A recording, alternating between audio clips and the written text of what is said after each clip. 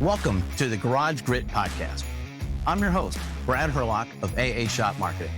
Our hope is to unite shop owners to tackle common stress points and challenges that they're experiencing within the auto repair shop space. Our mission is to guide you towards the best solutions for your shop. So tune in, join the conversation, and let's move your business forward. Welcome, I'm Brad Herlock of AA Shop Marketing. This is the Garage Grit Podcast. It's a panel discussion of shop owners for shop owners, and we're always going to be diving into a particular topic. And then it's not that we're topic experts. It's not that we're here to give you a long list of how to approach this. It's a discussion of our experiences with this particular topic. And my hope for my guests, as well as those watching, is that you'll hear something that might prove valuable that you could apply or think about as a result in your own shop and go from there. Without another moment to waste, let me introduce to you our panel of guests. And actually, I'm going to let them introduce themselves a little bit. And why don't we start with Garrett today? Garrett, why don't you name your shop? You give your name, the name of the shop, your facility size, how many years you've been in business. And here's one that I didn't prep you on. Your most recent hire, the job position that was filled, with mechanic or service advisor. And so, Garrett, why don't you start, and then we'll go to Jim. Go ahead, Garrett. Oh, good morning, Brad. Thanks for having me here. And of course, I guess I get to go first. I'll be the joke. Anyways, I'm Garrett Coulter. I'm with Auto Fitness in Gainesville, Georgia. The shop has been open since 2014. And then I came here during COVID, right at 2020. So my work experience is I was in the military, active duty for 13 years, got out, joined Bridgestone Retail Operations, did that for about 8 years, and then went to work for Genuine Parts Company as a wholesale manager for a distribution center. And then later having this opportunity to come and run this shop. So it's been a great experience. We are 17 bays. We pretty much do everything, including some collision. My latest hire actually was today, believe it or not. So we just hired another ASE master technician that starts on Monday. So excited about that. Looking forward to it. I'm excited about being here and having an open discussion with you guys, because I know personally I struggle with time management. So looking to take anything I can get from anybody else and hopefully apply that to be more productive. Thank you. Jim, why don't you go next? I'm Jim Shorey. I own Shorey Auto Repair in Mesa, Arizona, suburb of Phoenix. My background graduated from Baylor University with a triple in economics, finance, and international business. I'm also 3 hours short of a minor in math and accounting. I was commissioned in the United States Air Force as an officer. I was in the space program for 4 years. Wow. 3 years I was working on Titan 4, Titan 2, predominantly launching, get this euphemism, national security assets. And then I spent my last year on active duty. I was only on 4 years because the Air Force and I disagreed on my career future. I was on advanced projects, weapons from space and weapons through space. Separated from the Air Force, went to work for a small software company briefly, and then ended up at Motorola working on their commercial space program, Iridium Next Generation Teledesic, before all that went bust. And then I ended up on cellular infrastructure. Kind of got laid off on that. And I had a couple friends who were in the automotive industry, and I thought, gee, what's a great way to lose a bunch of money and be a business owner and give up my life for 50, 60 hours a week and don't know my kids anymore. And so my wife and I literally opened a shop completely 100% greenfield. We've got, I think, 6 or 7 less on alignment rack. We've been open about 17 years now, same location. I'm actually hiring a service advisor today. And the unique thing about this is we started going after people out of the restaurant industry for service advisors. And I've actually hired a woman back in December, and she's just absolutely killing it. Phenomenal customer service skills. Customers are really relating to her. Both the women absolutely love her, and half the men come in there like, I swear their tongues are hanging out, especially the 50-year-old dudes. I've always heard that. Sorry to butt in, but like some of the coaching places I've been through and all that, in the restaurant industry, whether you're a server, bartender, or whatever, your pay is directly proportional to the level of your service because you live on tips. So those people know how to read people. They know how to keep people happy and actually come in knowing that the hardest part is hard to train that, right? Correct. So if Correct. you get someone from that industry, they're naturals because they have been successful there. So Correct. And they're people persons. And then the hire we just made a hire about a week and a half, 2 weeks ago. And this one, I don't know, we've reached a point where I can afford the staff position. Initially, I thought it was going to be expense. So another gal coming, she's a server. Jessica, who's on my front counter right now, who probably ended up being an assistant manager, was a bartender. And this particular lady she has 2 kids that are in one of our primary schools that we pull from that are kindergarten and first grade. And I don't think she'll ever be a service advisor, doesn't have the right personality. So we're using her to do all of our callbacks. And we were able to give her a job that matched her kids' school schedule. And we were actually paying her a little bit more than what she was hoping to get. And she literally almost broke down. She actually cried a little bit. She said, wait a minute, you're going to give me a job that allows me to be a mom who is going to allow me to drop my kids off at school, and then I can come to work and I can leave work and go pick up my kids at school and be a mom for the rest of the day. And you're going to pay me more than what I want. I'm like, yeah. And she was just ecstatic. And like I said, initially thought it was going to be a cost position, but she relates so well to people. She calls up and says, hey, this is Kat from Shore Auto Repair. I saw you haven't been in about 4 or 5 months. So we got a $39.97 full synthetic oil change special. Can I get you to schedule an appointment? Guys, she's booking 2 to 5 appointments a day doing callbacks. And I'm like, oh yeah, I'm like, holy crap. Nice. So she's into that price. I'm bringing my own. You can do my full and do some money. So paying for herself. And then today I'm going to be making an offer to another server, single mom, 2-year-old, is really looking to make a generational shift in her fortune. She comes from not a very financially strong background, aka her family's poor, and she's wanting to really step up her game and step up create a better life for her son. And so we're going to hire her today, and she'll probably start on Monday. Nice. So, awesome. Nice. We occasionally hear news stories with a political slant sometimes about how business is this or that. And those people who are writing those types of pieces don't understand the small business owner. They really don't. I've been around small businesses. Actually, both of my parents were entrepreneurs. They were actually just trying to run their small businesses so that they could put bread on the table, so to speak. And they weren't trying to be masters of industry, but they were trying to help their families and their communities and those around them. I've known nothing other than small business.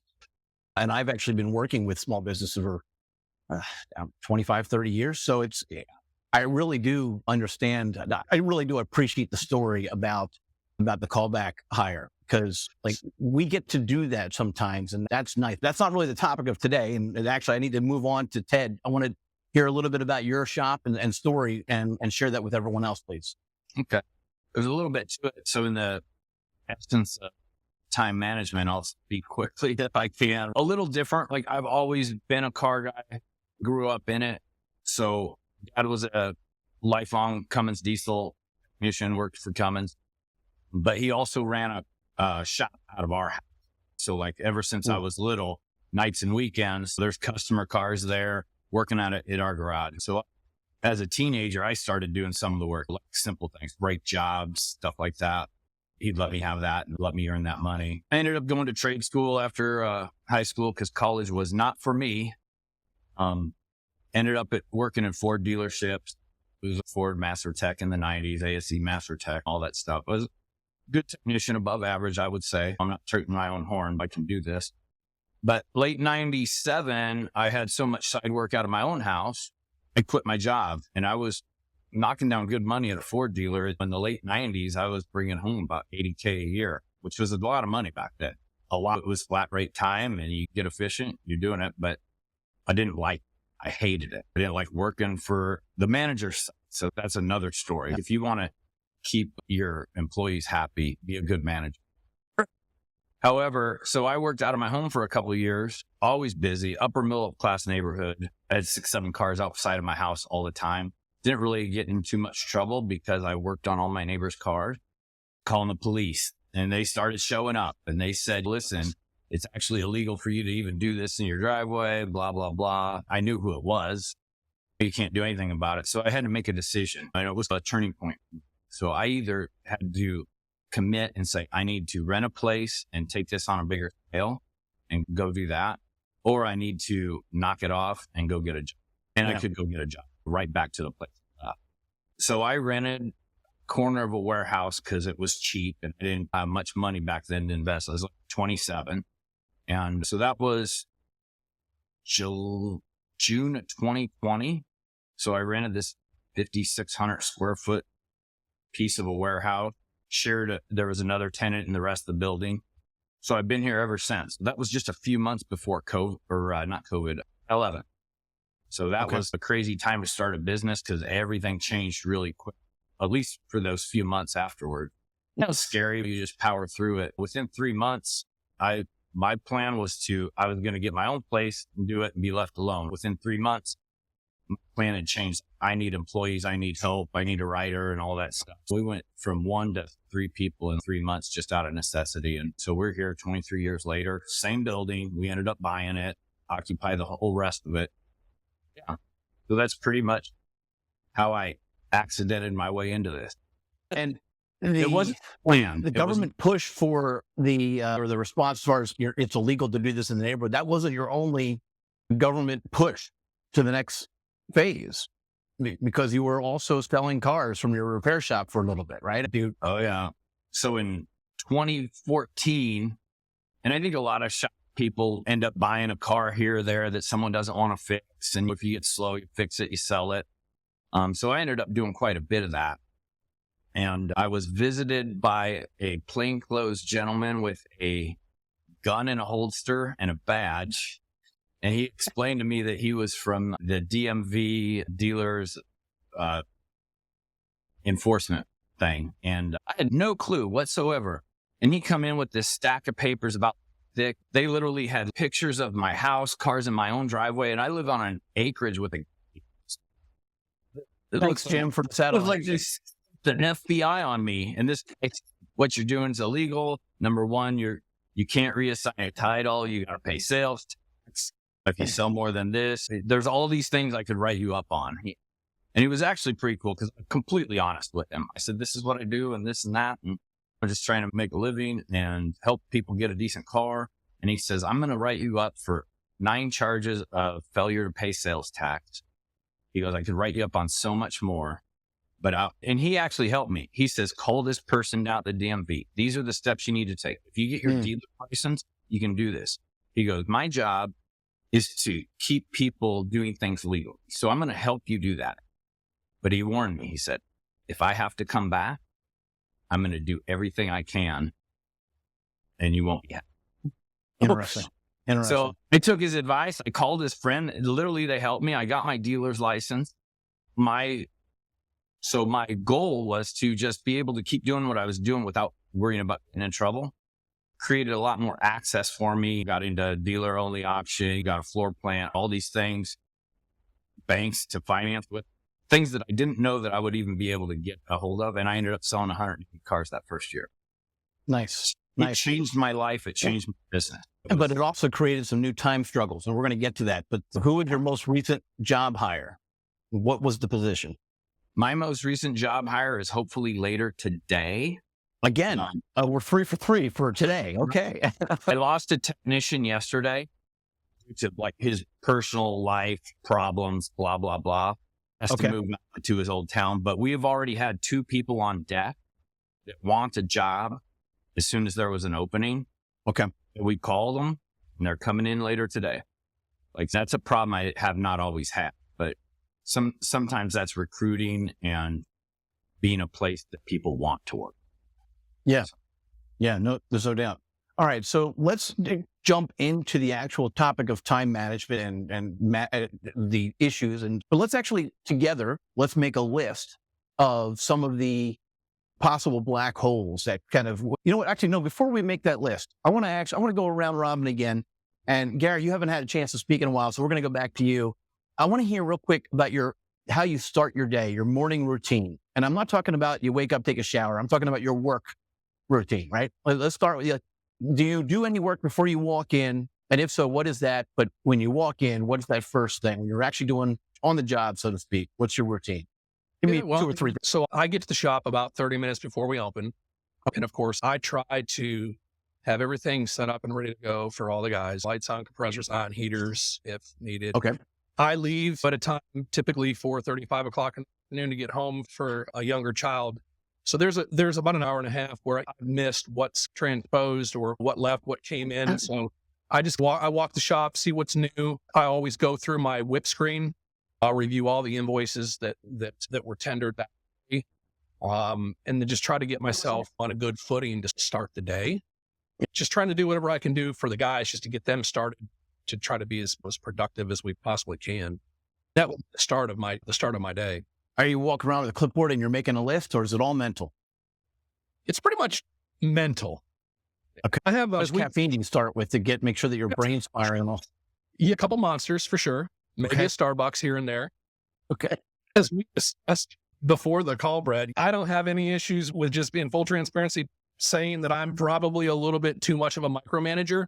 Mm. I probably spend entirely too much of my time trying to be so hands-on that I probably put fear in some of my employees to be able to make decisions for themselves or to do something that's the right thing to do just because, I don't know, they all say that you never know what version of Garrett you're going to get, or if we did this, then Garrett would do the opposite or vice versa. Maybe I'm tough to read. I don't know. That's just one of my struggles, but I identify it. It's just, now how do I do something to change it? Yeah. In terms that makes things easier for me. Okay. No, that's interesting. And when my son was a toddler, I was consuming around the equivalent of around 16 coffees per day. Jim, how about you? What's your routine for your day when you start in? So I go to the gym every morning at 7 a.m. Then I normally get into the shop between 9 and 10 o'clock in the morning. So diving into the whole time management thing. And we've now built a culture in the business that everybody knows what the expectations are. Everybody understands what their role is. Like the person who we're hiring today, I've talked to her on the phone once. I was not even in the shop when the team did the in-person interview. And I'm going to extend a job offer to her. So that kind of gets into your whole time management stuff. I've been able to focus more and more. We're growing quite rapidly. And I found I have to focus more and more on the business rather than in the business. And it's demanding a lot of my time. So I have to really lean into my team members, and that's what they are. And I have a young GS who's 21 who literally said, we were having a team meeting. He said, dude, we're family, and family covers your family. Nice. And so given that I have the freedom of time, I'm normally there until I get around 10. I'm normally there until 5 or 6. First stop is my store manager. What's going on for the day? What's happened today? What do we expect to get accomplished today, et cetera, et cetera. And then we quickly do an end of day review. What did happen, what didn't happen, why it didn't happen. And then we do a once a week review, usually on Monday nights, of the prior week to understand. There's a couple KPIs that I go over with them, very heavily focused on gross profit dollars. I don't give a flip about gross sales. I think gross sales in our industry, when people talk about gross sales, you're feeding the ego. It's the ego of other shop owners. And we're comparing, I get that. certain sizes of certain body parts. Right. They're trying to. And Right. I pay at the more end for of the day, breaks, and therefore my gross sales is higher. exactly. So we're 100% That's a great focused idea, Jim. Yeah. we're 100% focused on gross profit dollars. That's all we're focused in on.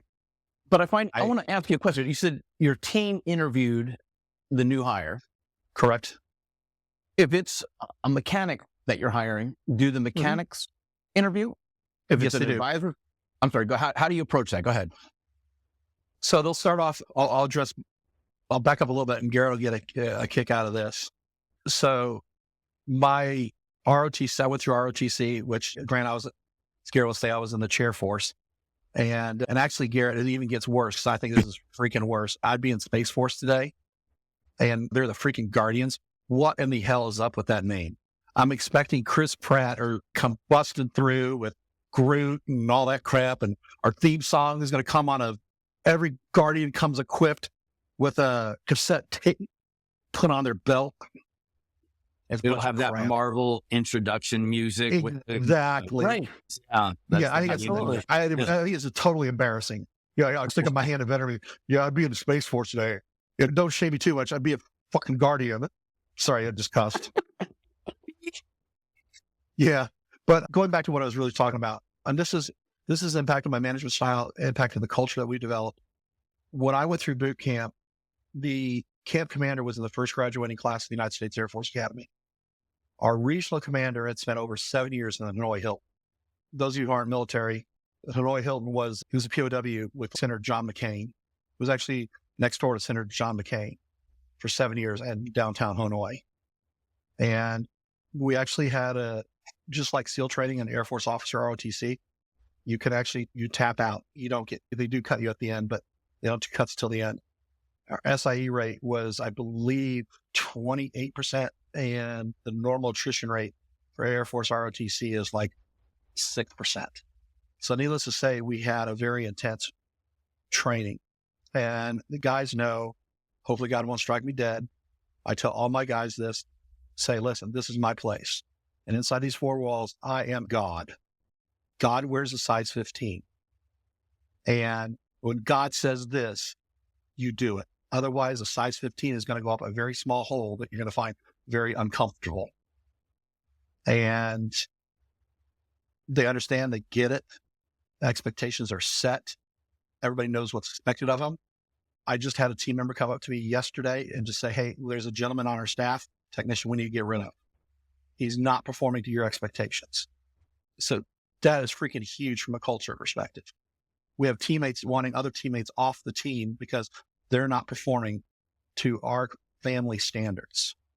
I've had the same thing. It was actually a breath of fresh air when it started. You bet. It was a culture shift. Totally. So I just spun Brad off into. Yeah, no, I'm thinking about it because that first time it happens, that person, I wonder if they feel like, cause from childhood, you're taught not to tell on your friends. It's a us versus them type attitude. And culture in a shop. And I lived with it for many years, on and off. Right. And when it started changing, I had a new hire come in, really great guy, master tech.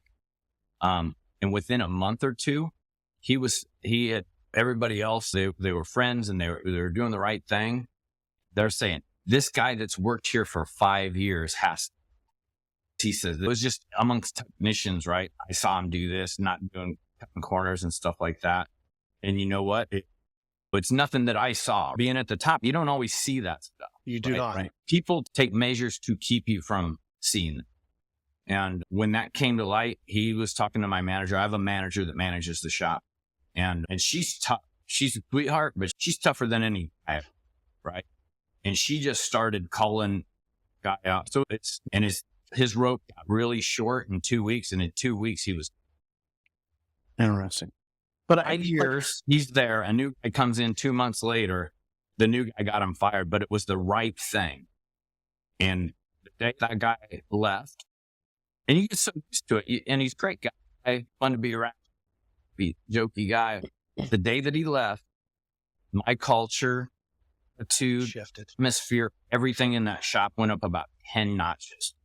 And I imagine we thought we had a family atmosphere, and then he got that much more family. To the point it changed dramatically. It became like blood family, and totally. And it was. And I'm still thinking about this idea of having your employees do the interview, and I'm not talking about an HR person, right? We're talking about just future teammates, and if they are part of, I like this person or I like that person, then they are going to be more apt to potentially coach or work alongside or encourage or also call them out. I don't know. But I'm so curious. If you're hiring a mechanic, are you having other mechanics at your shop interview? And that's one of the things that you're doing to delegate and save your time. Is that what you're doing, Jim? Yes, it is. And the reason why is they're going to have to work with that individual for 50 plus hours a week. Okay. I'm not. Okay. They're going to be standing next side to that individual for 50 plus hours a week. They're going to have to get along with that person. Yeah. We just interviewed a senior technician yesterday, and both techs said no. And Interesting. he's not the right culture fit. And so our team has evolved, like Ted's talking about, where I can go out and I can trust my guys because they know what we're looking for and they understand what we're trying to do and accomplish. Garrett, have you explored trying to use your teammates or your employees to also be part of the interview process? I actually haven't done that. No. And the How much I time? don't have a good answer, but I mean, it's a good idea. So, Brad, let me back you up. You used the wrong word there, by the way. Okay. You said employee. Teammate? You want me to use teammate instead? Yeah, because there's a culturally 180-degree difference between employer-employee relationship versus teammate. Okay. And so once I don't know if you understand the difference. I know Ted's getting what I'm talking about here. 100%. The team and the family is going to look out for the team and the family. Okay. 110%. And so once you have that culture, as the owner, I can sit here and delegate a lot of stuff. And they want to be involved. And to the guys who are doing the interviewing, you're showing them that you value them as a person. You're showing them you value them as a teammate. You're showing them you value their opinion. And you're providing a lot of self-worth, self-identification. They feel like they're contributing exponentially to the business, that they have a major say in the direction of the business and how the business is being developed. And they do. And I've empowered that in them. So when you don't have that in an employee-employer relationship.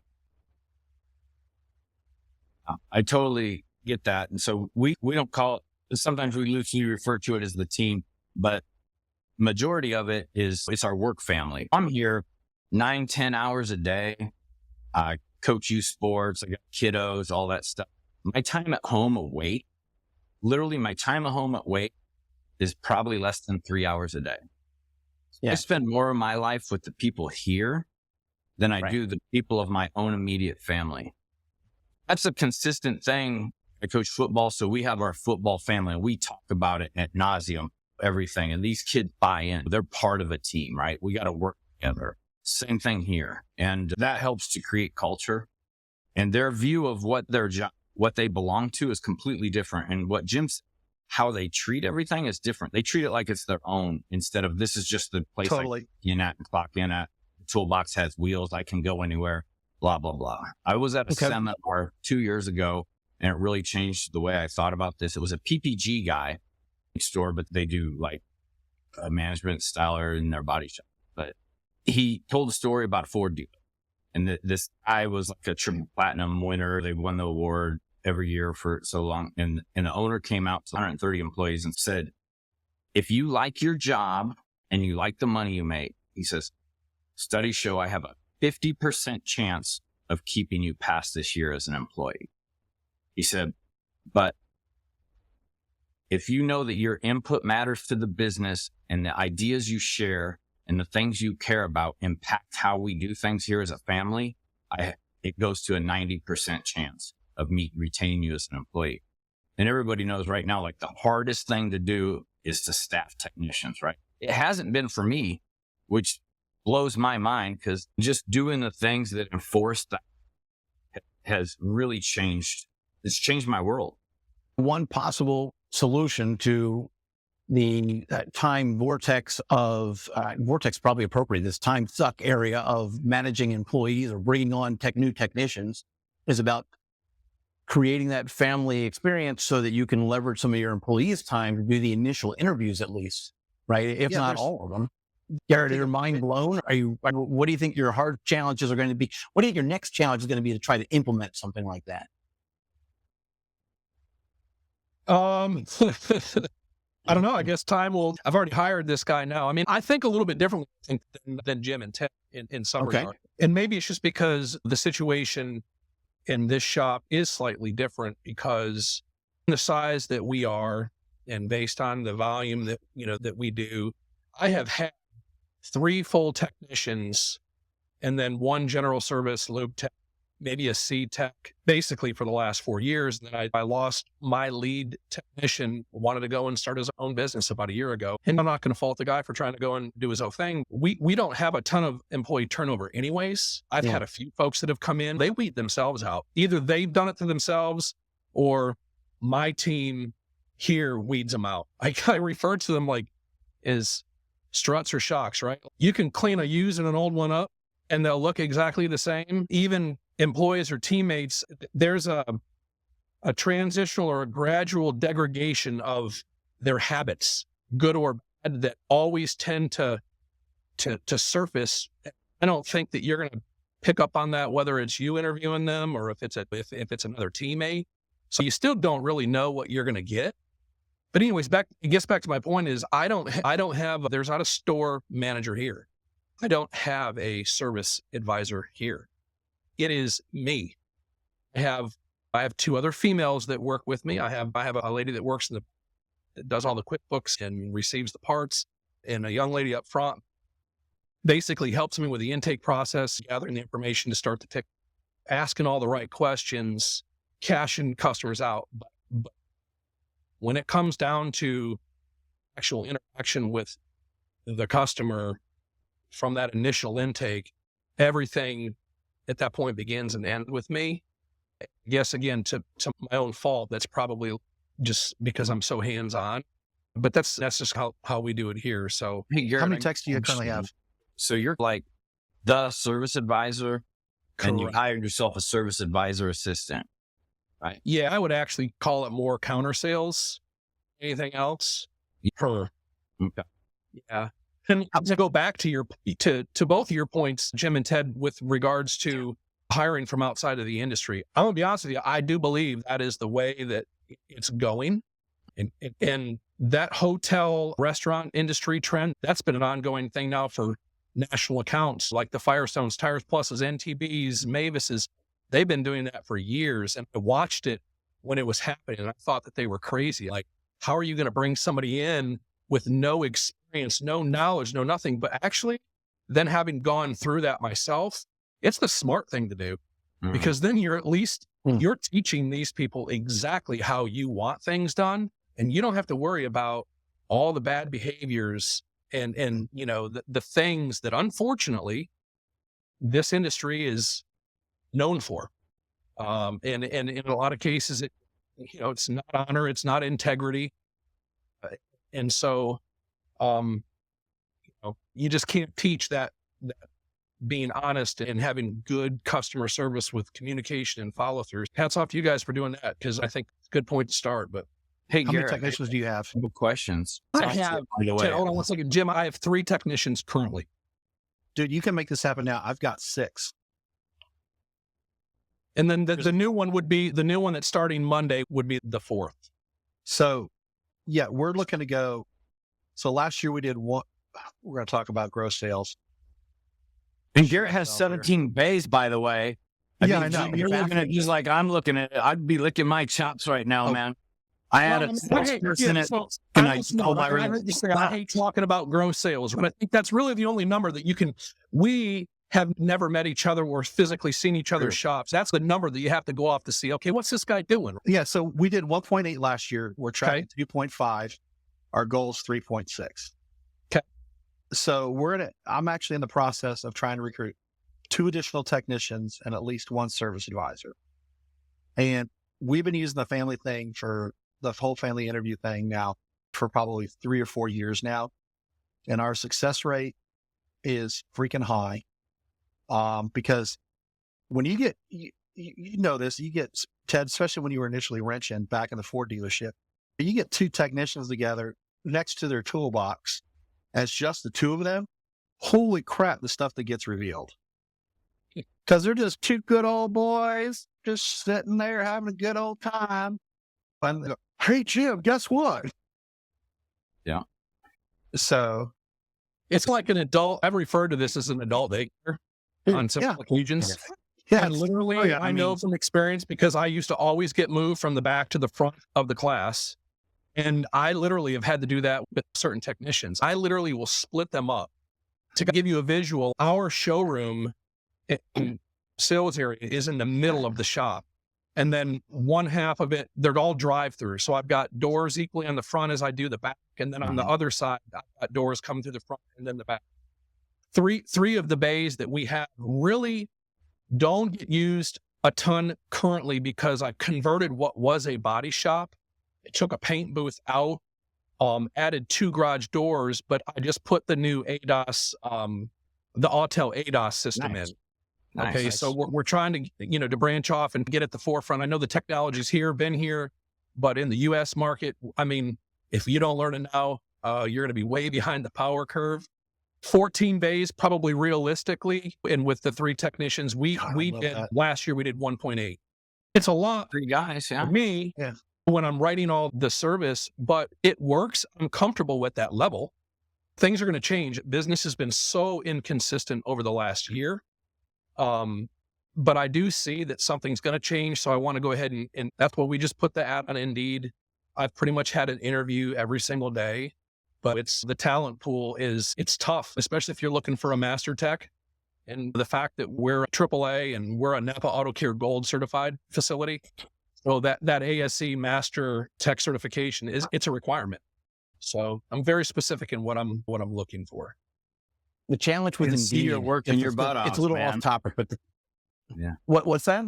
1.8 all flowing through your desk as you're the only writer. That's a lot of work. My hat's off. That's incredible. Yeah. But you're probably at the bottleneck where there's only so much can go through your desk. There's got to be. Correct. And that's why I made the decision to then hire the other individual that's up front with me. She came from the parts world, selling parts, but has really good customer service. But I explained to even her, having come from the parts side, just because you think parts, nothing about the repair side, and or vice versa, because I came from the repair side after getting out of the military, working for BSRO, and then went on to the parts side with Genuine Parts Company, which is Napa. And I was blown away. I felt like a total idiot because I was used to doing one thing for so long, and it's easy to call somebody up and fumble your way through what you're trying to explain to them. But it's another thing to hear somebody try to explain it to you on a phone. And you're like, what in the world is this dude asking me for? But so it's presented its challenges, but again, it just takes time. Just takes the time. So, Hey, how much time do we have left, Brad? I'm not on a clock. We just It's just said it's a matter of the natural point of the conversation. We've actually only talked about the employee side, or the hiring side of the possible time loss areas. Maybe we should move on to another area. Well, I got all the time in the world, but man, Garrett, I'm impressed. You're doing all that. How long has your assistant been with you up front? since August of last year. Okay, so a relative. Are you Relatively relatively new, do yeah. more and more and be able to take some things off your plate? For any parts, I order every single part. We're very specific. I don't know. From the parts background, she couldn't order parts for you?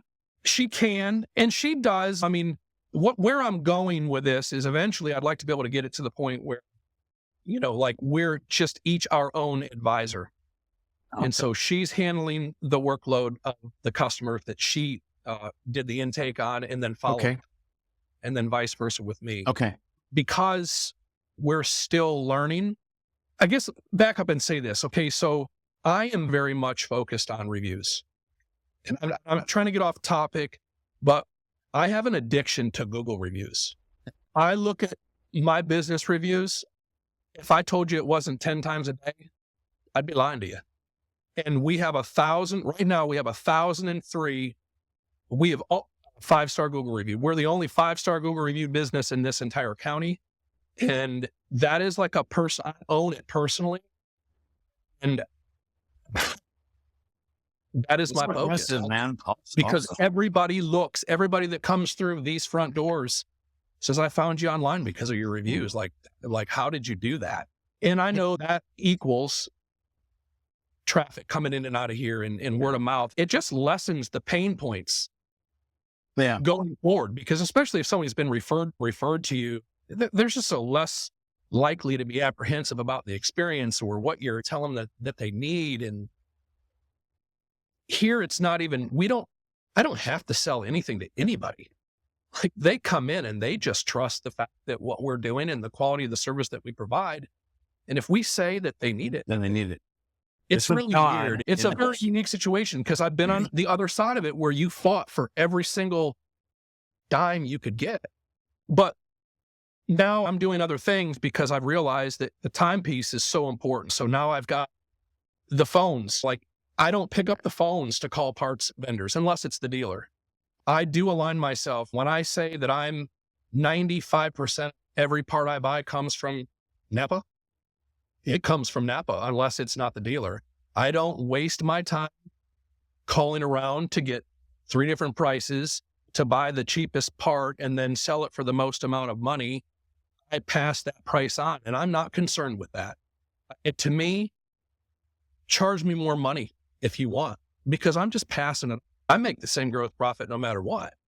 So that's my mentality and how I approach the parts piece of it. I just started doing the texting feature. When I intake a customer, they get a text message with a very brief introduction from me, and then I can follow that up with any notes or a work order estimate for approval, completed text to pay.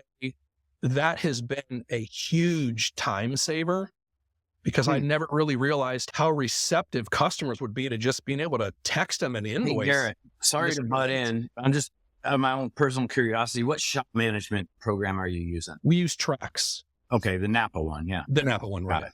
it. Just curious. So the only thing that we haven't done, so the whole texting thing has been amazing. Obviously, e-ordering through your supplier. The only thing that I haven't done that is sitting here is DVI. And the only reason that I haven't done it is because for our volume, I do have a very light crew. And it is going to slow me down before it speeds me up. I know this. And there just hasn't been a good time yet for me to take that step back. Every time I want to do it, the front doors come off the hinges and it's wide open. And then we'll hit a lull. And just when I start thinking about we need to do that DVI again, I don't know why, Murphy's Law, but that's really the only thing that I haven't done yet that I know would speed the process up in the shop. I've heard so many shop owners Transitions talk about how Sorry. I've heard so many shop owners talk about how DVIs actually increase their sales, and they also help them take care of their customer a little bit better because they're showing them pictures. Have you found, Jim, you haven't talked in a little bit, have you found DVIs to be slowing your team down at all from a time standpoint? No, because we have a discovery team process that we use. And so we get a car inspected in under 15 minutes with pictures and videos. Every single car goes through what we call a rack attack, and we get done. Attack. I like that. I'm taking notes, guys. It's not my creation. It's Todd Hayes. If you've heard of Todd Hayes. We get the advisor then walks out when the rack attack is done, flips on his phone, records video and says, "Hey, Brad, this is Rick from Shore Auto Repair. I got your car up here on the lift," flips it around, shows you your own car, and does a quick video walkthrough of your car. And says, "Hey, that one thing you talked about, you brought it in your initial concern. Here's what it is. This is what it's going to, here it is. Here's the video of it. You're seeing it yourself." And puts that on the DVI. We text it to the customer and try to get it to the customer in under, from the time he drops off to the time he receives that video, trying to get it to him in under 30 minutes. And yeah, It's impressive. We don't do it that quick. And that's 15-minute rule. I think there's some statistical figures on the likelihood that you're going to sell anything else if you fall outside of that first 15 minutes as well. you know, this has nothing to do with an oil change. Somebody comes in and says, "Hey, I got a coolant leak." First thing we're doing is we're doing a complete thing, but initially all we're calling them back on is, "Hey, here's the coolant leak." Even though the whole DVI is done, the service advisor says we try to get them the initial estimate in under 30 minutes. The phone call is, "Hey, Mr. Customer, hey, Brad, we got that coolant leak. We got a radiator hose leaking. I want to get your radiator hose, radiator cap, coolant flush, blah, blah, blah, blah." You say, "Okay, great. Hey, Brad, while I still have your car here, it's okay with you, I'd like to go ahead and finish a preventative maintenance inspection to see if there's any other issues that'll be along with your car. Would it be okay if I do that?"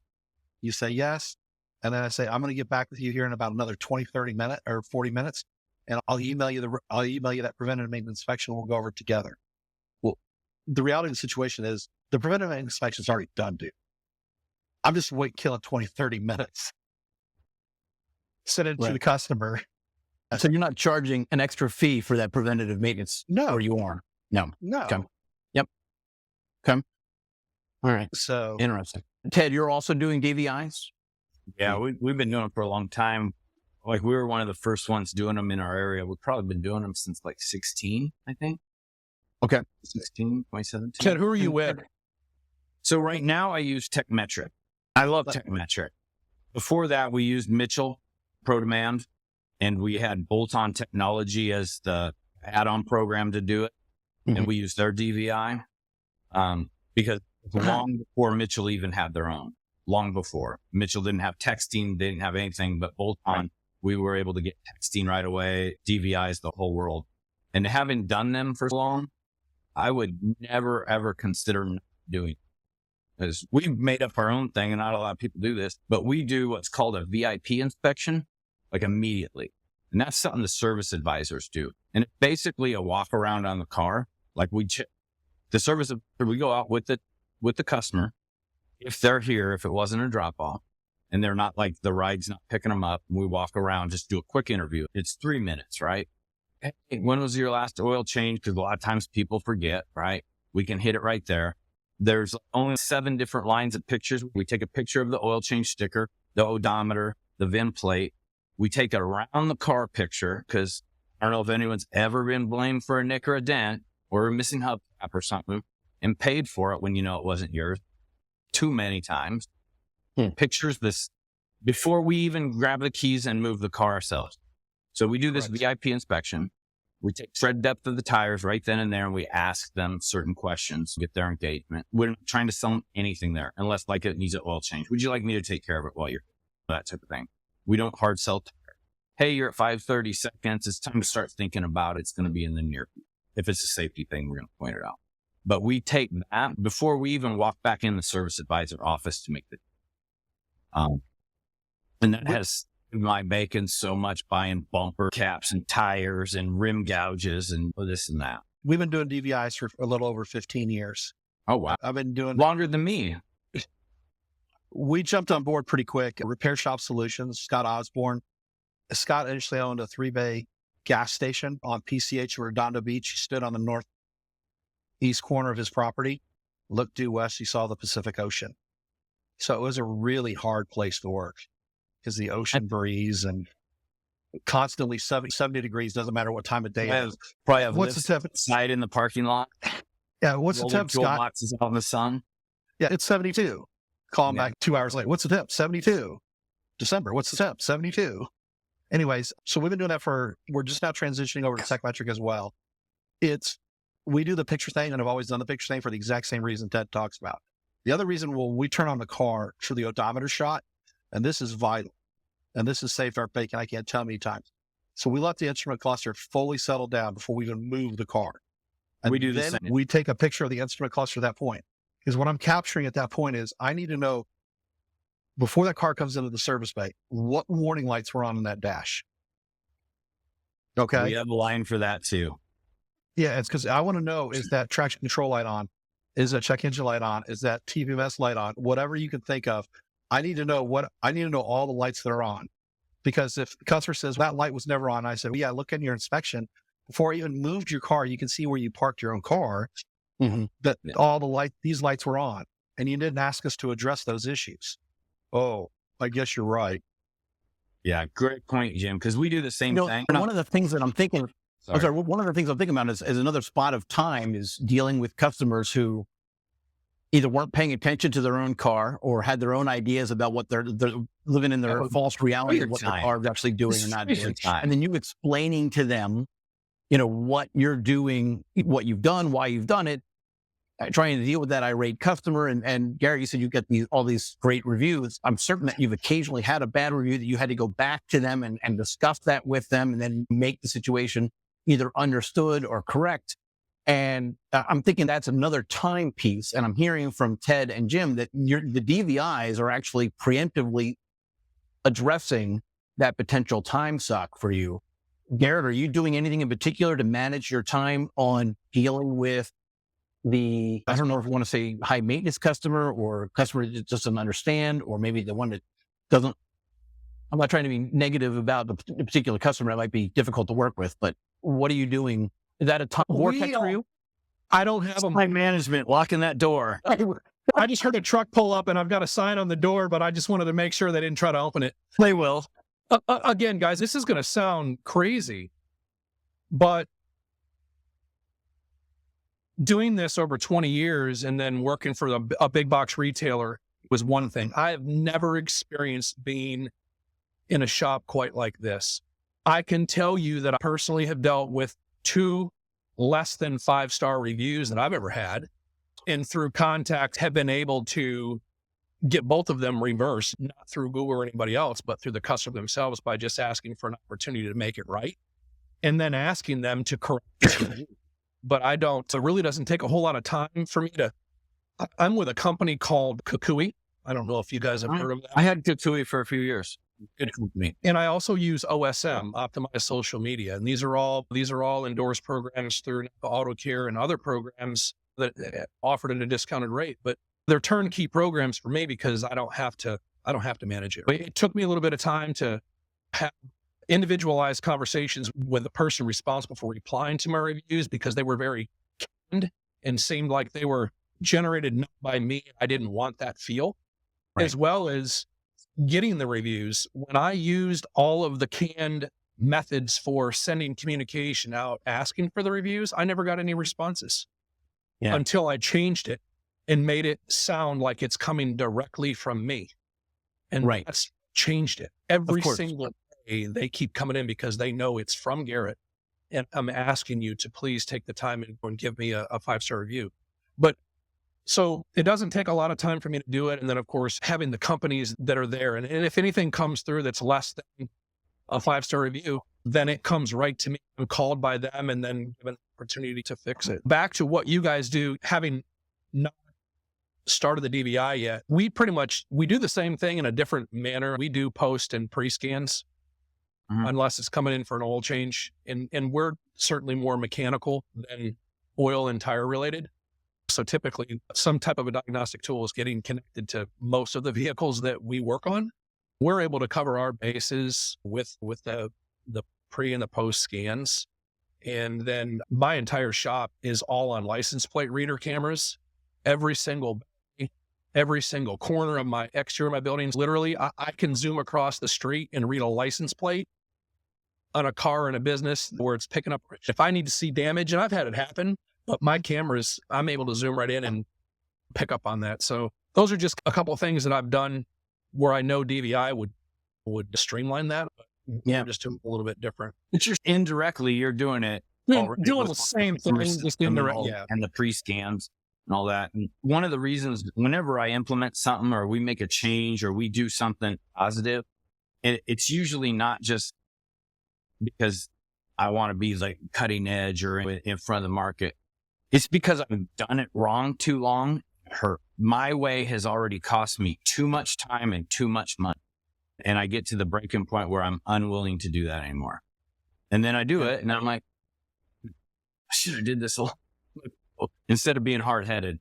But a lot of those things I've done over the years is because I've burned myself doing it wrong. I went to trade school. I don't have a business education. I don't have all that. So it's been like school of hard knocks, but it doesn't mean some of the smartest people I've ever met have never went to college or things like that. My way of doing things is usually the first time I get it wrong. Right. It's a better way. And that's when proteins is thin and things like that. It's been a great help for me over the years. And experience is huge. And Garrett, we actually chatted about this prior. It's about the idea of delegating to the employees and letting them do it wrong will actually help train them a lot more than you just explaining exactly how to do it and then following the instructions. And we even see that when we're raising kids, right? Like letting them experience that the stove is hot. That's a stupid example, but basic example, right? It does a lot more to explain to them why and what's going on than you're just telling them that the stove is hot, right? They now know and they're not touching it again, right? That kind of delegation. And when you actually try to protect them too much from those types of mistakes, you actually end up with not as strong team members. Sorry, Jim. not as strong team members, right? Because they haven't experienced those hard knocks that you talked about, Ted. Right? Letting them actually do that allows you to do more delegating of tasks. What other tasks are stealing our time, our spots? What other things are going on in your shops that are potential areas where you said you're learning from your experiences of hard knocks and whatnot. So let's go back to that right now. Where's the pain when it comes to time? What things are you not doing that maybe you could do differently? I know I'm catching you off guard with that question, but. No, it is fine. I've got a lot of different things going on. I got some ADHD going on, right? It's the next shiny thing. So I start this hotshot trucking company last fall. So I keep lists. I'm a chronic list maker to a fault, right? So that's what I do in the morning when I come in, right? And I try to get as many things crossed off. And if they're not crossed off, they go on tomorrow's list. The biggest thing for me is I've got a lot of great employees, but sometimes I'm like Garrett, and I feel like I've gotten to know you in the last hour. He wants things done a certain way. They're going to get done that way. And therefore, no, he's not going to let anyone else do it but him, right? So there's certain things that I feel the same way at. But the biggest thing for me is to be able to delegate this stuff and put this on people's plate. And I've learned the hard way over the years. I've said, could you handle this, right? Turn it over. They say yes. I come back and it's completely the opposite result of what I want, right? It's all effed up. And now I got to spend twice as much time to get it right. But I've learned a lot. Train them before I delegate it. Make sure that they can do it. Okay. And I'm done telling people what tasks I need done. What I do now, and this is a recent thing, just because I've found what I want more. I tell them results I expect from delegating them from this.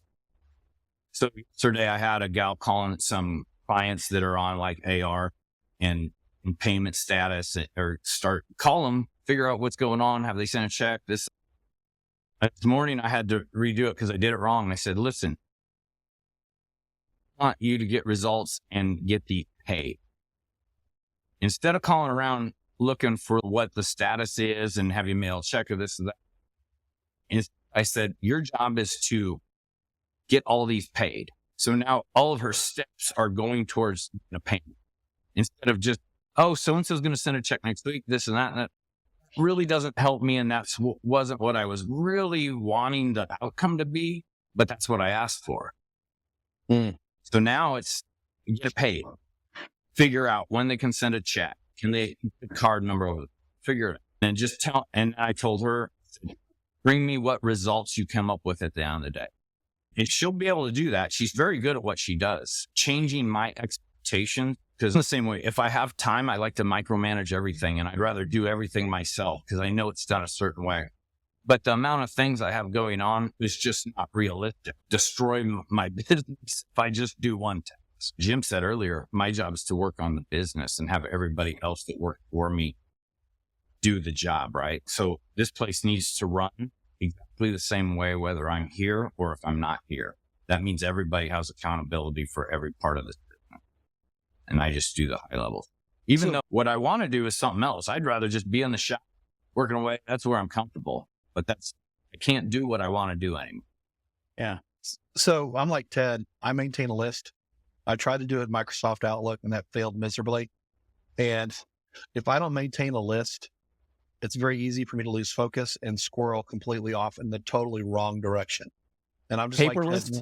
A written paper list? A written paper list. Hmm. It's just going back to the space program. NASA spent a couple $1 million trying to get a pen to write upside down in a weightless environment. And the Soviet Union then said, back then it was Soviet Union, said, why don't you just use a pencil? And it was like, oh, pick the right adjective that starts with S. Yes. So, yeah, Brad, it's low tech, but it works. Yeah. And then I actually write status next to it too. Like, we're working on a trifold for the business. And so I have trifold on there. And then I say, concept sent to the printer. And then once we got that finished, I crossed it off and I put in proof and development because I got approved when we were in the proof stage. And once we left the proof stage, I crossed that out and I put another comment. I put print because now we're in the print phase. Now, Ted's And that- replacing his list every single day. That's what I heard. You're crossing stuff out and you keep a running list. You eventually just rewrite it because you got too many things crossed No, out. I've done this for years and years. Time gets away. I'm crossing off and I'm adding to yesterday's list. But literally, if I can take 10 minutes where it's just nothing else is happening and I literally rewrite every line of that list. Okay. It's unconsciously what I'm doing is I'm focusing on that task while I'm writing it. You know, I'm thinking about each one, taking a second of meditation on each task. And I'm kind of thinking Right. about how I'm going to get it done. And then I write the next one and it keeps it in the front of my mind instead of the back of my mind under a piece of paper. And It's very healthy for me to do that. to stay focused, working on the business instead of in the business, I employ the principle of servant leadership. So I go to like our service advisors and our store manager, who we principally meet with on Monday nights. And it's just, okay, what am I not giving you to succeed in your job? Okay. What am I not doing today that's enabling you to succeed? And what do I we like need that to question a lot. what do we need to change as a company in order for you to succeed even more? And so I put the success of the business onto them because they're all tied into gross profit. Their compensation is all tied into gross profit dollars. Okay. And so if they want to make more money and I'm there, I want to enable them to make more money, because what happens when they make more money? Sure. I make a shit ton more money. Yeah, we're on the same team. I do good. Exactly. And so a lot of my list, Brad, is literally dictated by what my team members are telling me that they need to succeed. Okay. And you're getting that on your Monday meetings? Yes. Okay. So that keeps me, what that does is that keeps me out of the weeds of the business, because a lot of questions I'll ask is, do you really want me to help you? And I leave it hanging. And they'll think about it for a minute and say, no. Actually, And so- Jim, that ties in a lot. Like you're giving your manager, say, these are the results I need every week in gross profit. You We have figure the goals. rest out, right? You're looking for the results. If you That's don't all get I care the about. result, then I'm going to be a pain. Exactly. You give me the result, I'm just, you're keep me away. Exactly. Yeah. If you hit the goal, that's like bug repellent. Jim flies away. You don't hit the goal, Jim doesn't exactly fly away. All right. So just to be thinking about this, we're talking about time again, right? But we've talked about employees and managing them. We talked and managing expectations. We've talked about managing the customers. We talked about trying to acquire parts and making sure that doesn't steal too much of our time. Have you guys ever had to lost Right here. time, or have you completely delegated time fighting with warranty companies to get Okay, things that's a covered? service advisor problem only for me. Okay. Because Ted? what Ted and I are talking about here, especially me, is I've created a culture in the styles leadership and the leadership environment that we have enables me to be sitting in my home right now. Yeah. Okay. I haven't even been to the shop today. Right. And I haven't even I've had 2 phone calls from the shop because I needed some pictures for a presentation I'm doing tomorrow. Okay. And do we give you the right picture? Was a phone call. And so by enabling the team through a servant type leadership environment gives me the freedom of time and to manage my time. So I have 100% focus on the business. And when we're trying to double this year, I can remember when we did $1 million and I'm like, damn, I never thought I would be so busy in my freaking life. I And then when remember praying for someday I want to do $1 million. I'm like, I was an idiot. Yeah. And then I remember, I know I'm rethinking this whole 3.6 thing, because this is if we're being 100% transparent. Okay. We were averaging 145 until the end of October. And then we really started applying some stuff and we shot to 200 in November. Okay. Yeah. We went from an average of 265 cars. We shot up to now we're like 325 cars a month. And we did 175 in December. We did 175 in January. Our record for February, which we've already passed, was 125. We're tracking towards between 185 and 200 this month. Wow. Okay. Good I've job. been so focused on getting change to happen because the velocity of change in our business equals the velocity of change as us as leaders. And you Okay, cannot do that working in the business. No, you Sitting cannot. at a desk calling warranty companies. You cannot make that happen No. performing a task. Okay. Impossible. And guys, I work so hard, and I was waking up at 2:00 in the morning thinking of crap and starting writing things down. And I got to the point where I remember this was December 15th and 16th. I actually had to call out, and I slept most of those days.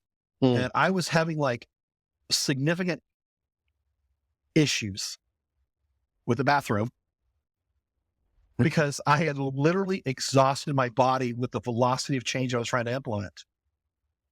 And I literally had to sit my store manager down, and I had a couple of my local buddies come by and see what all we've done.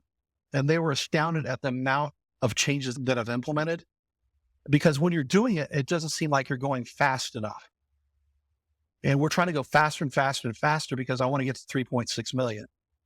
Because I know when I get to 3.6 million, I know we're not supposed to, I don't really want to talk about gross, but I know the GP dollars, I want to be in that minimum of 1.8 million to 2.2 million in GP dollars. Yeah. Okay. I know what my store manager knows what it's going to mean to him and his family personally. Okay. Because You've had that conversation with them? Oh, hell yeah. Yeah. I've had it with every single person in my shop, Sure. including my Rack Attack team. I said, if we go this far, I said, brother, I'm going to need you to grow fast. I said, you're going to have to fucking step up. I said, especially my two younger guys, I said, guys, high school's over. I said, you're in a real freaking world now. Grow and man up. Yeah. Take care of yourself. Either you're a man or you're not. And if you're going to be a man, I got a job for you and I'm going to grow you. And so again, it gets back to the whole culture, leadership, and team that I'm able to pull myself out of the business dramatically. Okay. Yeah. Now the ultimate test, I don't know if either Ted or Garrett have done this. I've got somebody who's pushing me to do this, is they want me to leave for 2 weeks. No phone calls, no nothing for 2 solid weeks. For 20 years, I could never even think about that. The longest vacation I could take was a 4 or 5 day weekend, right? So the last 4 years, I've had a 10-day to 2-week vacation over Christmas, right? I'm gone in Montana skiing, and then I finish in California because my sister lives there. And then we come back. I leave in the middle of December, and I said, I'll see you next year. And you don't have to call me. I can look at the stats online, can log in and look at TechMetric, right? Yep. If the building's on fire, call me. Call me last. Call the fire department, call all that. What the hell am I going to do? I mean, call me and tell me what happened if you think I have to know. Yeah. And that whole point, It's this crisis and you don't know what to do. Obviously get a hold of me, but my manager's great. I knew I had a good one when I had other people, hey, tell Ted, ask him what he should do. And my manager would chime in and just say, you don't need to bring that to Ted. Just say, we'll handle it. And when I heard that, I'm like, whew, how come this was possible for 20 years? Right. but see, It was just a relief knowing that someone else would take on the stuff that no one else thought that they should or wanted to, but that by really being gone 2 weeks, he knows what will break in his business. And if it breaks while he's gone in that 2 weeks, he's at fault, not the teammates. Yeah. Because he didn't set up the right processes and procedures to enable him to be gone. And the reason why somebody's pushing me to be gone for 2 weeks is they said, if you're going to truly go to this point, you need to find out what's broken in your business, like right now. Garrett, I see the wheels turning. Yeah, I hear this, and then Garrett wants to know how to test the patient. 1.8 million flows through you, Garrett. I did a little. I literally shut the shop Sorry, down. keep going. I shut the shop down. 260 working days a year. You work 8 hours a day. You're writing $865 per hour. So you've already lost about $1,300 being on this podcast. Like this place cannot live without you at that desk, brother. You gotta be able to let that girl do some of it.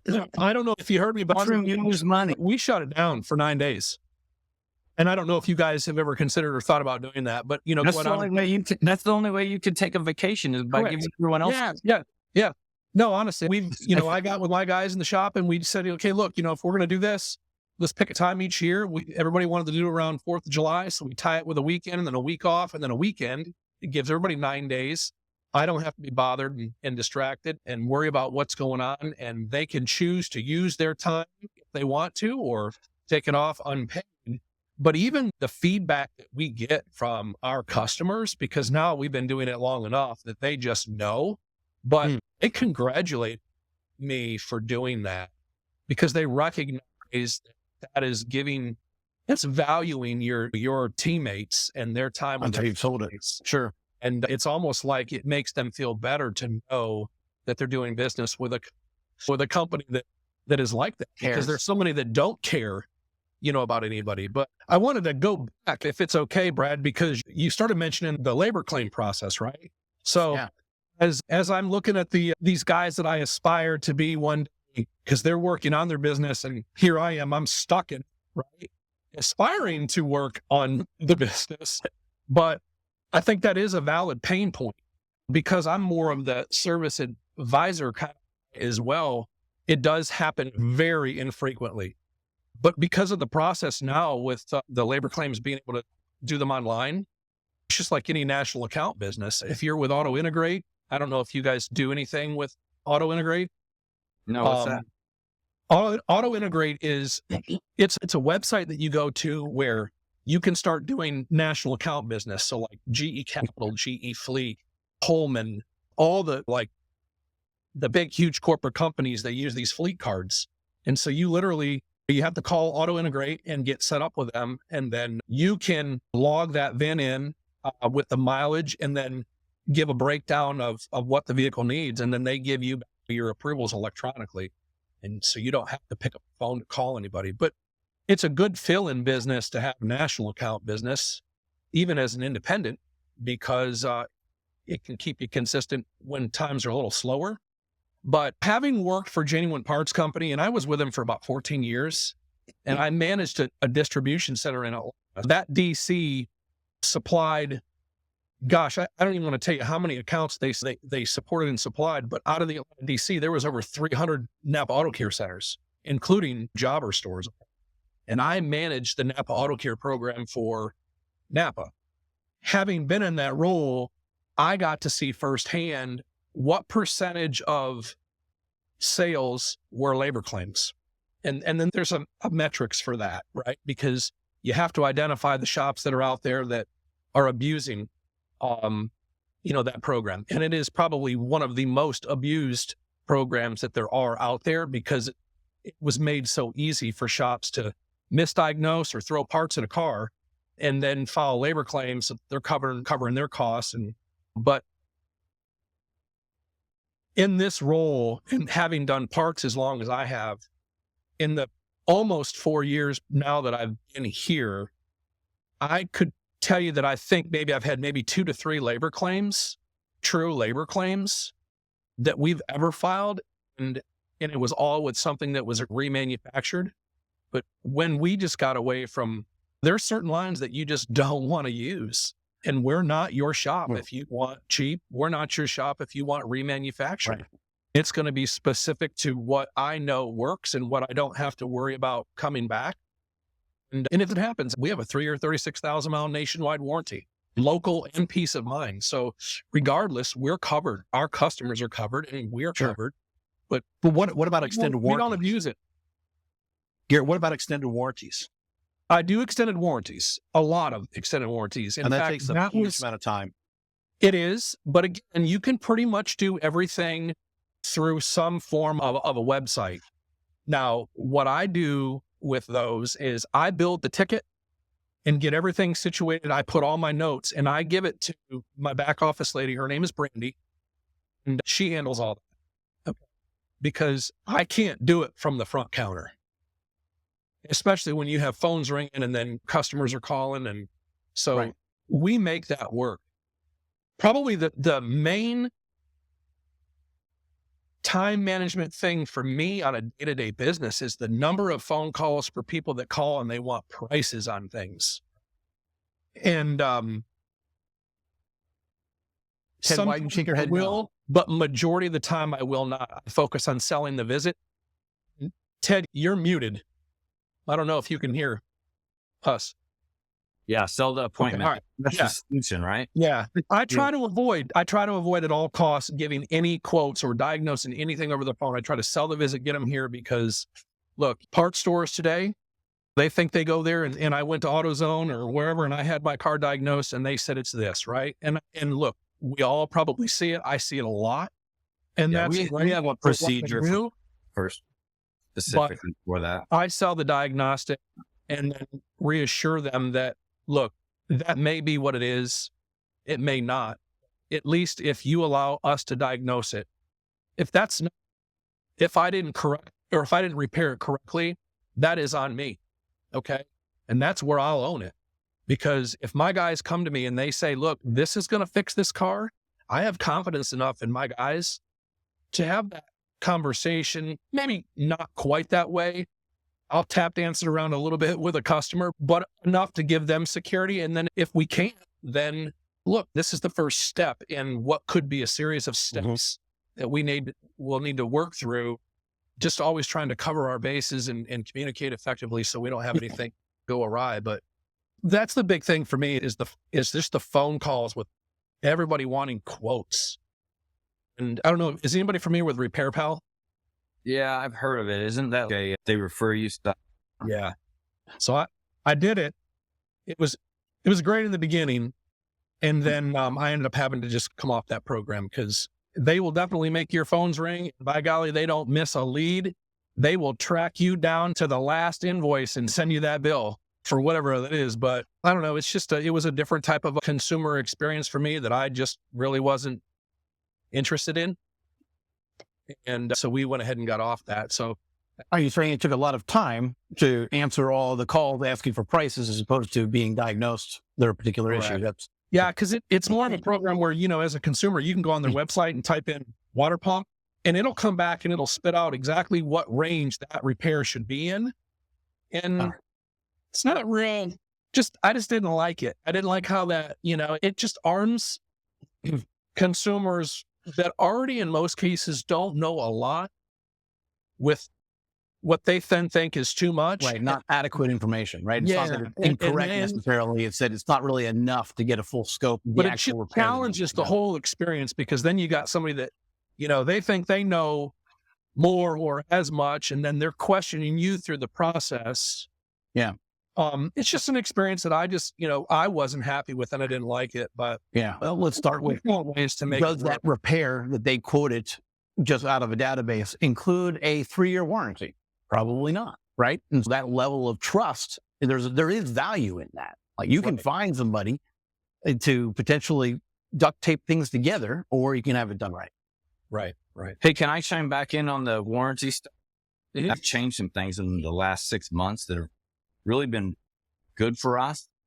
I didn't think would be a reality. I thought it'd really piss off customers, just to be blunt, but I haven't had an issue with it. So we do a ton of them, number one. My advisors handle them, but I'm front heavy, right? So I'm preparing to grow. I'm Jim. I've set my goal to increase our sales this year. So I got 3 front people, meaning by like manager, service advisor, parts, estimating, people that do that stuff, right? I have 3.5 people. One guy's part-time. So my advisors do it. A guy that's part-time comes in 3 days a week and he is phenomenal with warranty companies. And we do quite a bit, but we actually charge a higher labor rate to deal with those. Our door rate's $149. Our service rate is $179. And invariably no warranty company pays that, but will pay the difference. So we sell them the benefit. We're really good at this. Not a lot of independents even want to mess with it, number one. And we're really good at getting it approved. You will pay part of this bill, but we're going to get you everything.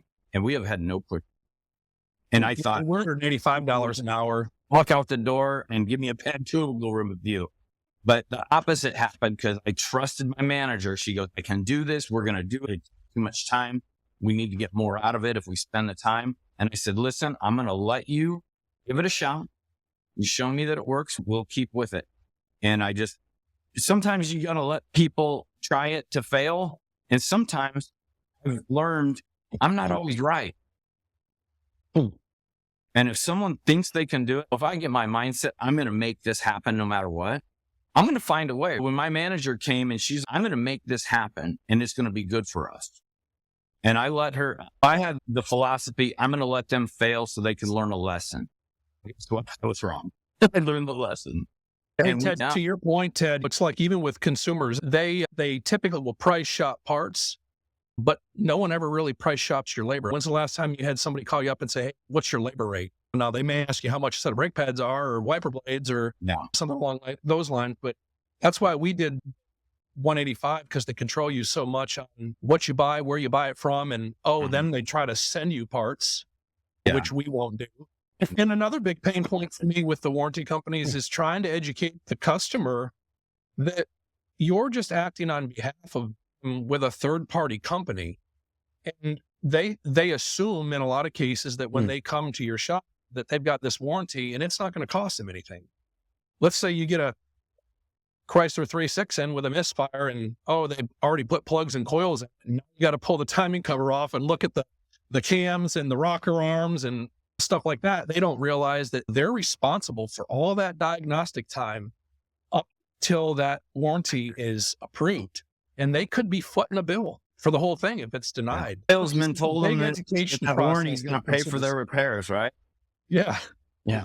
And so I sell cars and we sell warranties. So I'm unique in that. Sometimes we're servicing the warranty that we sell.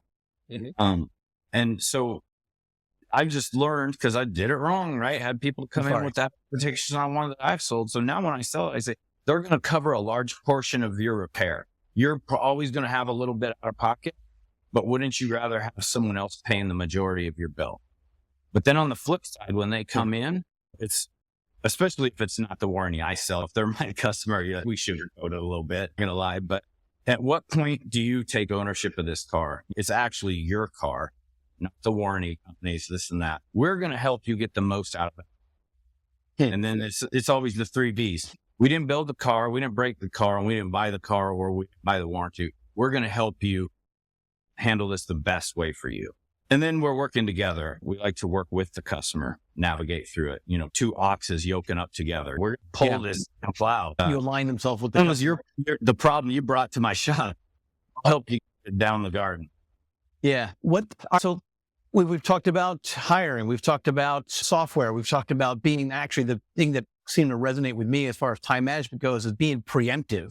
Making that list is just a symptom of planning ahead to avoid a particular time vortex. Are there other areas around the shop that we haven't discussed that can steal time in large quantities that we should cover before we wrap up?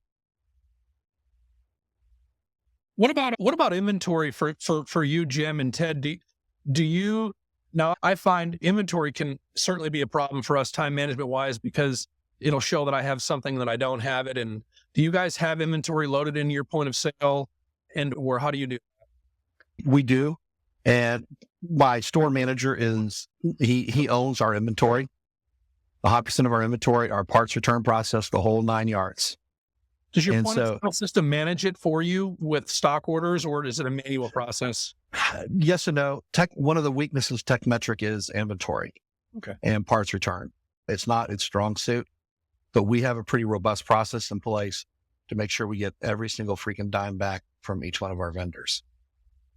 And my wife's our bookkeeper, and he works hand in hand with my wife to make sure that we get every credit that we're due. And Techmetric could be a lot stronger. We do go through about once a year and clean it up because it seems to get dirty somehow, some way, just through natural business every day. But having a person actually physically own it in the business is vital. Brad, can I ask another question that's just a little different? Are either Jim or Ted, are you guys a part of any other program like AutoCare or TechNet or some of the others that are out there? Go, Ted. I'll hook a second. I'm TechNet. and we're also an auto value service center, or what's the other name they go by? We have two different ones that warranty covers. We're a 2-year, 24,000 mile. If we print 3-year, 36, they'll honor it. So that's something we're looking at doing. But yeah, I pay for all these associations that we don't even use. I don't even know about or think that we sell tires. So we got a nationwide road hazard warranty on that stuff. Oh, you name it, there's all kinds of things. And sometimes it's too much to manage. And so I put it on other people. But back to the inventory, for us, Techmetric is what shows that when they picked it up, when they returned it, when you got the money, we actually feel like it does a pretty decent job of returns and inventory. My problem with Techmetric is when it's always a human, by the way. It's always a human is my problems. They're not entering it or using the program. And I'm loosey-goosey. And for some people, what works at one shop might not work at the other. I know Jim's way is probably way better than mine, and maybe I should look towards making someone else responsible. But keeping track of every part on my shelf and this and that, I'm like, you know what? It's loaded in our inventory. The numbers aren't right. It takes excessive amount of time to keep that updated and right. So I'm like, I don't care about that. So that was some of my time management. I don't have people that steal from me internally. If it's here and I paid for it and we know what it costs and what to charge. If it's loaded in an inventory, it's just faster to click on it, make an estimate, but let's waste a lot of time there. Our time will pay us off better focus on other things. That's just what has worked for me, because I tried it. And if I get micromanaging, like I want everything done the right way, I know Techmetric, everything has to be pushed here to make it all work. And that's the way it should be done. And I know it's the best way. But at the same time, there's a ton of time it takes to do it. And is that time worth the money for a missing can, a oil flush, or a... Yeah, I got it fixed. So like one of the fallacies of Techmetric say, you order something and it turns out it's on the invoice, and it turns out it's at the DC or it's having to come from out of state or something like that. It's very difficult to get it in Techmetric, to get it off the invoice. You have to put it into inventory, and then you literally have to delete it because the parts never get... If it hasn't come and it's going to happen, go into your estimate and just X the estimate instead of the return part. Yeah, but then you still have to delete it out of return part because it'll never be delivered. No, if you literally hit X, return part, just hit X, you deleting that line to the estimate, it's gone. Okay, we'll try that. Yeah. No, it's because I had my system all messed up from doing stuff. Yeah. But Garrett, I'm part of, basically, we're an AC Delco, whatever they call it right now. PSE, I think is what it's called. We've been an AC Delco shop since day one. We're also part of the Pronto program.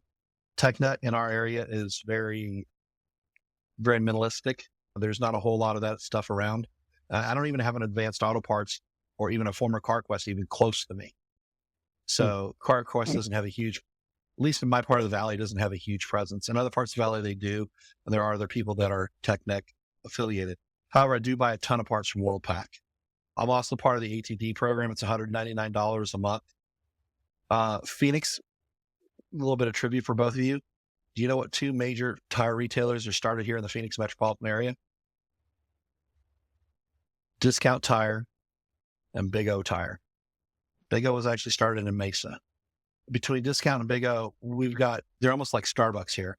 They're priced on every freaking corner, literally. And because of that, we're a repair shop that sells tires. And there's a very distinct difference with that. And in order to be able to compete with Discount, Sam's Club, Costco, all the major tire retailers out here, it's only $199 a month. We participate in ATD's nationwide program because that way we can tell the customer whether you're going to California for vacation or going up to Utah or something like that to go camping, you're covered for your tires. It's the only reason why. And same thing, we do 336. Been contemplating going to 560. Christian Brothers does. They do 330, whichever comes last. Stop and think about that. Interesting. Yeah. So 3 years or 36,000 miles, whichever comes last. So if you have a low mileage driver that only drives like 8,000 miles a year or something like that, warranty's going for 4 or 5 years because the 36,000 miles will kick on before the 3 years. And I doubt if either one of you have Christian Brothers in your neck of the woods.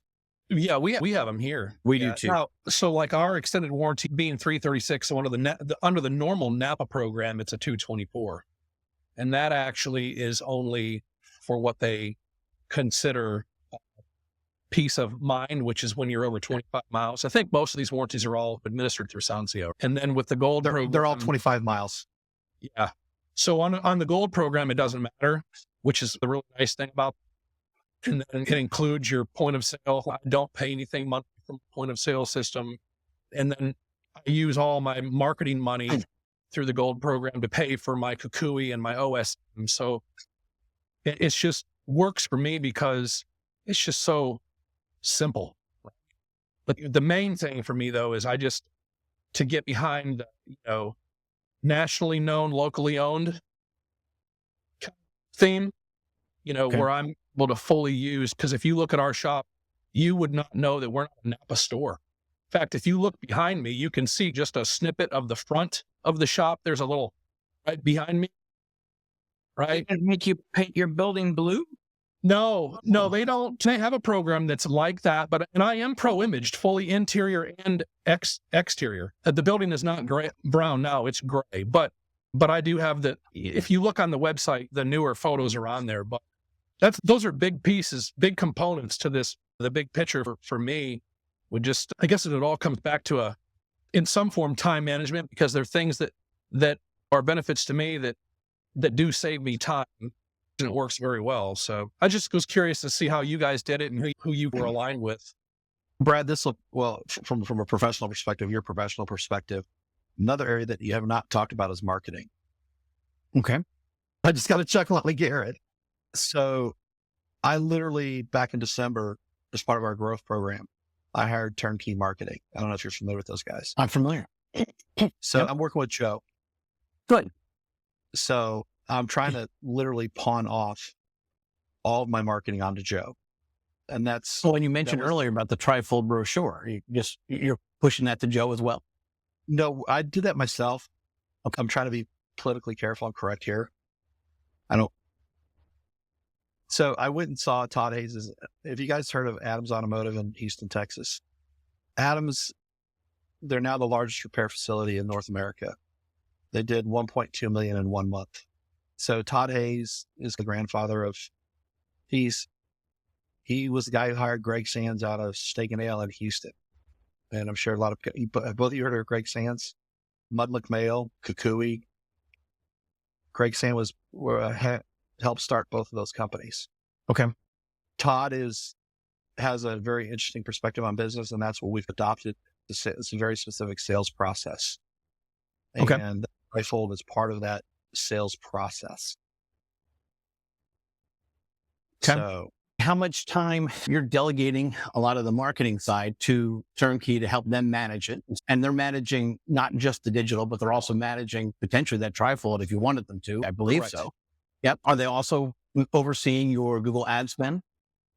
though I'm using Leads Near Me. Okay. So I was on Kukui for the longest time, and I'm glad Kukui's working for you, Garrett, but I was one of the original Kukui customers. And as soon as they've been bought out about 2-3 years ago, it's not the same company that they were in the beginning of Kukui. They kicked Patrick and Todd out. The PE company did. And so I'm using Leads Near Me, and I'm also using Shop Genie for my CRM. Mm-hmm. Shop Genie's just been killing it for us. And then Leads Near Me is doing my website, and they're also doing my Google AdWords. Okay. And then we also use CallRail. Mm-hmm. Being run through What's Turnkey CallRail? Marketing. Do what? What's CallRail? So we have a phone number, and I don't understand how CallRail works, but on every marketing piece, it has a distinct phone number, and CallRail tracks it. Oh, like Determines whether ROI, they can track your ROI. Yeah. I'm not a big, I love the data that CallRail produces and being able to track all of that. The data is fun, but from a Google perspective, Google actually wants one phone number attached to your shop.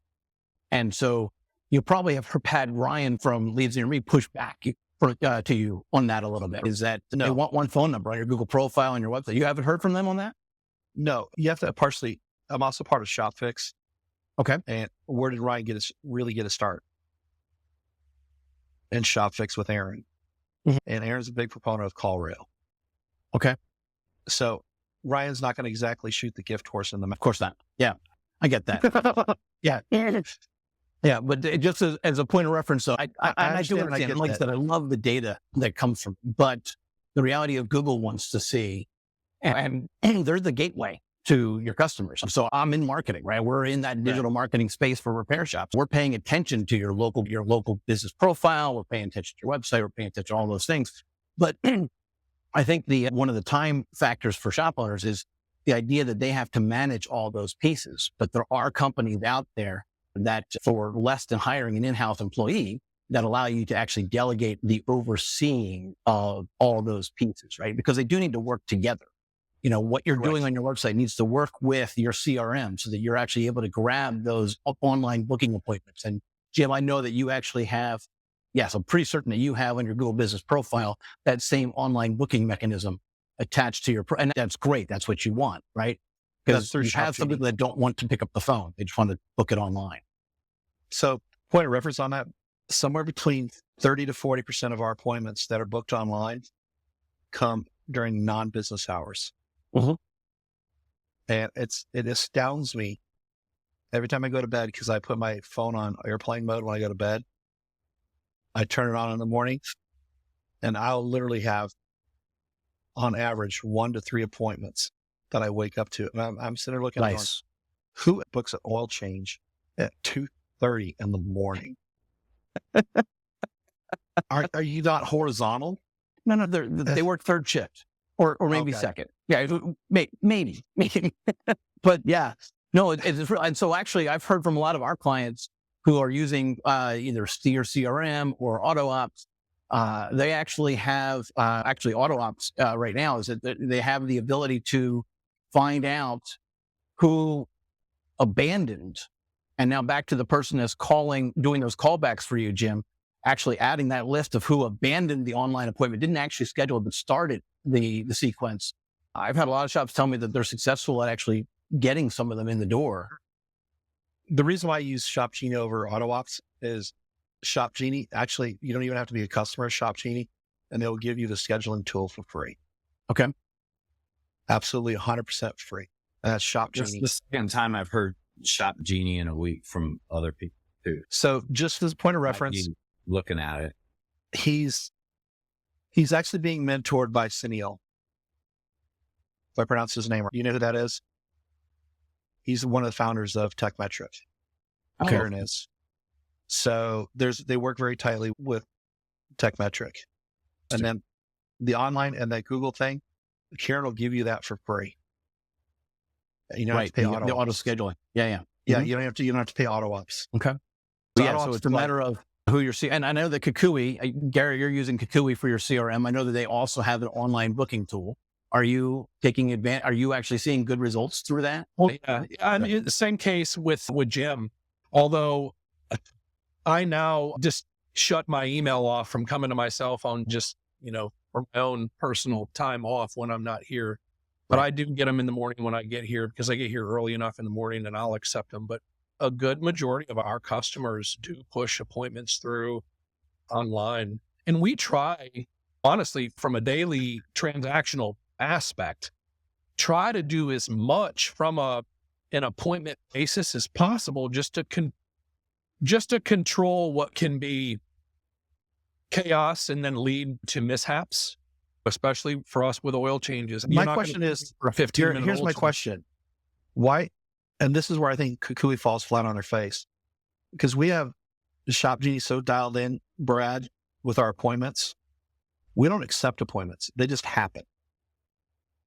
Does that make I sense? understand. Yeah, no, I get it. So there's not that step where I have to come in the morning, approve the appointment, because since Shop Genie is directly looking at my actual schedule, Right. and there's certain way you code certain things in your schedule, Yep. that they will not allow a customer to overbook. If we do an oil change, the customer wants to wait for it, and we have it already booked in TechMetric as the customer's waiting for it, Shop Genie will not allow them to double book themselves. Does that make sense? Yep, it does. It does. And so I turned off my notifications for most of my Shop Genie emails because I don't even care. We have the schedule piece so dialed in that I know it's a solid appointment that I don't even have to do anything about it. It's no longer like when we were on Kukui. First thing my wife did every morning when she came in, first 15 minutes of her day was going through all the Kukui stuff. Yeah. And Interesting. So another time management is to make sure that your it's just a software. limit. And that brings up a good point. I'm glad you brought that up, Jim, because honestly, I don't use the scheduler that's in NapaTrax. I simply just right click over the old time display on the side of my computer here, and we just use the calendar in the computer. And so now I guess I got to find out whether or not if I use the scheduler in my point of sale, will it do that? Because when they come through to me, it typically comes through with 2 suggested times, right? And rarely, because most of them come through for oil changes, and I schedule them on the hour every hour because I believe that to do it right, the process, the procedure, the drain intervals, everything, if you're not doing an oil change in an hour or less, if you're doing it in less than an hour or close to that, you're doing an unjust service, in my opinion, because of what's required. But I need to find that out. I'm glad you brought that up. Let me chime in because I'm glad we got on this topic because I have Steer. I don't like it. I think it could be much better. I'm doing a little sorry to hear that. with Mechanic Advisor, which I had before. But like I said, this is the second time I've heard Shop Genie in the last week. How long have you had it, Jim? Since August. Now, was it a lot of time to get it set up or just a few hours or Just a few hours. It's very intuitive. Besides, just curious because all of them. And what you've been able to compare it to. All of them. You've had them all? Okay, yeah. The only one I haven't had, I'll be honest with you, is Bolt-On. Bolt-On bought Mechanic Advisor or My Shop Manager or whatever, whichever one it is. So I had My Shop Manager. I've had Auto Text Me. I've had Kukui. I think those are the only 3 that I've had. But Shop Genie blows them down way better. Oh, yeah. My biggest fear is, and Kieran assures me that this is not going to happen, is they're growing incredibly fast, is that some PE is going to see them and just offer Kieran a ton of money, and Kieran can't say no to that. But Kieran's already sold 2 companies, and he's watched them both die on the vine. We sold a PE, and he said, hell, I'm selling this company. Because he said, I'm not going to build this and see sold to go die on some PE's vine. Things shop owners struggle with, like you try something, right? And if it doesn't work, you try again, and what company is the best, and usually are of whatever great marketing they have. And then you usually, now I'm same boat again, got to try again. So owner to owner conversations, they're invaluable, really. Good. I'm glad to have been able to facilitate that. So, and I'm sorry, go. I'm trying to think what else. You had asked about marketing. Is there any other conversations that we want to talk about as far as the time that you're stealing or you're losing because you're not delegating to other shops? Jim, you're delegating to someone. And I think you do need to pay a distant touch to it. Our approach is we actually have a sit-down meeting with our clients every month and say, here's what we've done, here's why we've done it, and here's what we're doing next month. And so like being able to just give you a quick top level, and then we just go and manage all of those pieces and do that. But I think what comes down to 3 things: culture and leadership, process and procedures, and automation. I think those are the 3 keys to a shop owner's time management success. Because that, and I think my big thing for me is having like all A players, right? Like high level employees can handle things or will be willing to handle things even if they don't think they can and step up, right? Because for me, I can't do it all and I have to delegate it. And I'm only comfortable delegating it to someone that I trust will get the results. And if I have those people, I have nothing to do except make decisions on who's doing what. Sure. And I can go on a vacation. Yeah. And it took 20 years to get to that point. So I get that. Jim, that was a good wrap up as well and tying it on. Garrett, are there any last words from you that you want to share or last final thoughts as we wrap up here? I will say this. Hold on, because I can be long-winded. We may never have this opportunity again to do something like this. I really do hope that I can. First time I've done it, it's been great. I've sat on several boards before. I've been part of business development groups. Those are all local things. I'd love an opportunity to continue to talk to each one of you guys and share ideas, even off this platform, or if there's another way to do it, and leverage, because things are different from region to region, state to state. Programs are available to you that I may have never heard of before. And it's a good platform to just hear different things. It's been great for me. So I do want to thank you very much, Brad, for reaching out. Ditto. I'm no longer nice to meet you guys. Hey, and I appreciate all of your time as well. Thank you so much for the time on this podcast. I really appreciate it. I think it was a great conversation. I enjoyed each one of you. So thank you. Yeah, that's like $1,800 for Garrett, by the way, for that. Yeah, it was. Now you got to go double down, man. You got to really sell.